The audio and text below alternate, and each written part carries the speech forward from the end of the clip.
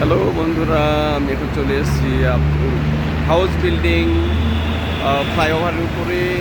দেখেন, এটাকে house building ফ্লাইওভারও বলে, আবার আবদুল্লাহপুর ফ্লাইওভারও বলে। তবে আমি যে জায়গাটাতে আছি সেটি হচ্ছে হাউস বিল্ডিং ফ্লাইওভার। এই দেখেন, এবং আমার বাম সাইড দিয়ে গাড়িগুলো ঢাকার উদ্দেশ্যে, বিমানবন্দরের উদ্দেশ্যে, ঢাকার উদ্দেশ্যে চলে যাচ্ছে। এবং আমার ডান সাইডে যে গাড়িগুলো, এগুলো ঢাকার থেকে ময়মনসিংহ নরসিংদী ওই দিকে চলে যাচ্ছে।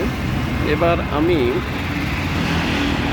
দেখেন, আপনারা দেখতে পাচ্ছেন এই যে এই দোতলা গাড়িগুলো ফ্লাইওভারের উপরে, দেখেন ফ্লাইওভারের উপরে যে দোতলা গাড়িগুলো যাচ্ছে। এই আপনারা দেখতে পাচ্ছেন নর্থ টাওয়ার। এই দেখেন নর্থ টাওয়ার দেখতে পাচ্ছেন, এই যে দিকে গাড়ি দাঁড়িয়ে আছে। নর্থ টাওয়ার দিয়ে এই দিকে চলে গেল জমজম টাওয়ার, এবং বাংলাদেশ মেডিকেল হসপিটাল দিয়ে চলে গেল Diabari metro railway junction, metro depot. এই যে সামনে যে রোডটা দেখতে পাচ্ছেন, এই যে সামনে এই যে হচ্ছে দিয়াবাড়ি রোড। এটি হচ্ছে দিয়াবাড়ি রোড। এই দিক দিয়ে এখান দিয়ে যেতে হবে মেট্রো ডিপো থেকে এখান থেকে মিরপুর আগারগাঁও হয়ে এইদিকে ওইদিকে একেবারে কমলাপুর পর্যন্ত পৌঁছানো যায়। এই দেখেন, এই জায়গাটা দেখছেন, এই দেখেন এটি হচ্ছে আবদুল্লাহপুর। ওই দিকে আপনারা দেখতে পাচ্ছেন ওই যে পলোয়েল কর্নেশন শপিং মল এইদিকে। এবং এই দিকে যে হাতের ডানে যে সবুজ চত্বরটা দেখতে পাচ্ছেন, এই যে গাছপালা লাগানো সবুজ চত্বরটি দেখতে পাচ্ছেন, এটি 8 নম্বর সেক্টরের বাংলাদেশ পেট্রোলিয়াম কর্পোরেশনের বিশাল জায়গা রয়েছে।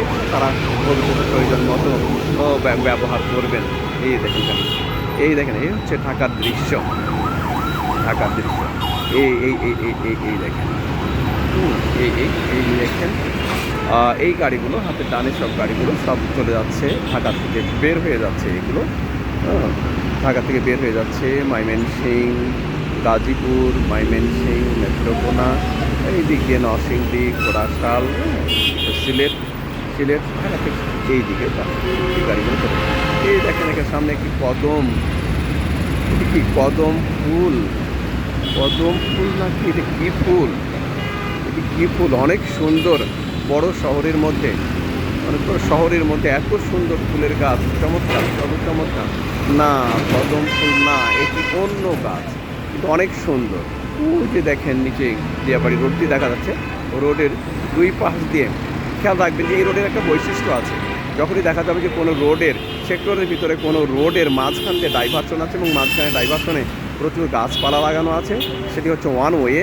এবং সেটি বুঝবেন যে নিশ্চয়ই এক পাশে এক সেক্টর এবং অন্য পাশে অন্য সেক্টরগুলো ডিভাইডেড করার জন্য এই ধরনের রোড ব্যবহার করা হয়। বন্ধুরা, ধন্যবাদ সবাইকে।